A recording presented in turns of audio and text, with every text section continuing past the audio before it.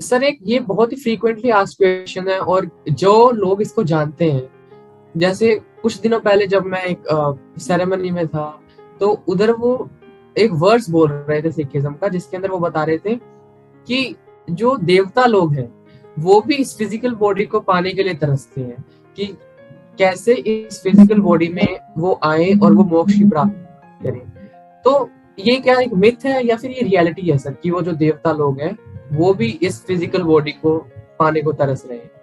एक सच्चाई है, और मैंने बहुत बार अपने YouTube के कम्युनिटी टैब के मैसेजेस में और टेलीग्राम ग्रुप पे भी बताया है। देखो,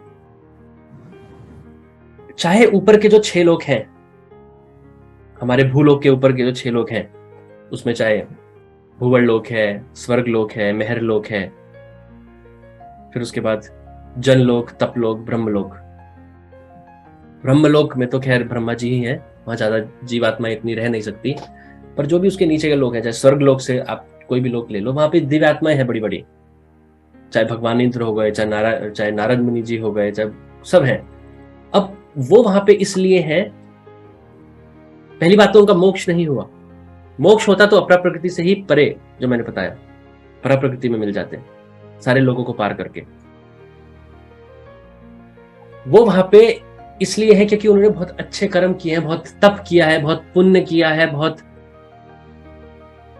अपने चक्र खोल के अपने कर्म जितने कम कर सकते थे किए हैं, पर अभी सारे कर्म उनके अभी खत्म नहीं हुए।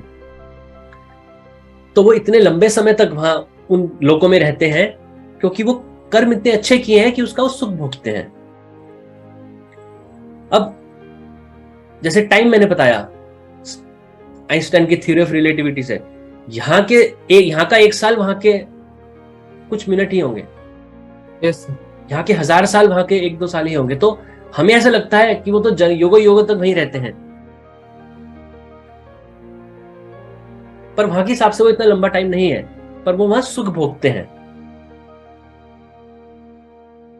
पर फिर एक वक्त आता है जब वो सुख भोग लेते हैं, फिर उन्हें इसी शरीर में आना पड़ता है, भूलोक में, और वो तरसते भी हैं आने को। क्यों? वहां पर वो सुख तो भोग सकते हैं, पर वो जो बचे हुए कर्म हैं उनको खत्म नहीं कर सकते, उनको भोग नहीं सकते, उनको जला नहीं सकते। हालांकि ऊपर वाले जो दिव्यात्मा जो ऊपर के लोगों में रहती हैं, वो इस भूलोक में जो हम लोग स्थूल शरीर में हैं हमें तुच्छ मानते हैं, और है भी तुच्छ क्योंकि हमारी चेतना का स्तर कम है। यस। लेकिन वो भी मानते हैं कि उनको एक बार इसी शरीर में आना पड़ेगा, क्योंकि ये जो साधन है हार्ड मास के शरीर का, इसलिए मैं हमेशा कहता हूं इसको खुद मत समझो, लेकिन इसकी इतनी बेकदरी भी ना करो कि इसमें रोग लग जाए या ये अनफिट हो। जैसे कुत्ते को हड्डी डालते हैं, वैसे इसको हड्डी डालते हुए फिट रहे, क्योंकि ये साधन अगर नहीं होगा तो मुश्किल है फिर। और खास तौर पे अभी जो हम कलयुग के अंत में जी रहे हैं, वो सारी दिव्य आत्माएं तरसती हैं कि इस वक्त में हमारा जन्म हो, जब पाप सबसे अपनी चरम सीमा पे होता है। क्योंकि पाप जितना बढ़ेगा, वो पुण्य आत्माएं जब पैदा होंगी, लोग उनको धुतकारेंगे, घृणा करेंगे, तिरस्कार करेंगे, यस सर, अपमान करेंगे, जिससे उनकी अहंकार को ठेस पहुंचेगी। और जितनी अहंकार को ठेस पहुंचेगी, चित्त उतना निर्मल होगा, उतना पवित्र होगा, जिससे उनके कर्म जलाने में बहुत मदद मिलेगी। इमेजिन करो अगर वही दिव्य आत्माएं सतयुग में या त्रेता युग में पैदा हो, कर्म तब भी जलेंगे, लेकिन वो बहुत धीरे धीरे जलेंगे, कि कोई उनका अपमान करने वाला नहीं होगा, कोई उनका तिरस्कार करने वाला नहीं होगा, उनका अहंकार जो है उसको, ईगो को कोई ठेस नहीं पहुंचाएगा। Yes sir. तो इसलिए कलयुग को हर कोई बुरा तो मानता है, लेकिन उसके फायदे भी हैं। आप बहुत ज्यादा कर्म बहुत कम समय में जला सकते हो, और अभी हो भी रहा है। अभी ये जो स्पिरिचुअल वॉर की जो हम बातें करते हैं, तो बहुत सारी दिव्यात्माएं अभी इस टाइम पे जन्म ले रही हैं। अब चाहे आप उनको ये मॉडर्न टर्मिनोलॉजी आ जाती है ना वेस्ट से, कोई कहता है स्टार सीड चिल्ड्रन, कोई कहता है क्रिस्टलाइज्ड क्रिस्टल चिल्ड्रन, कोई कुछ कहता है।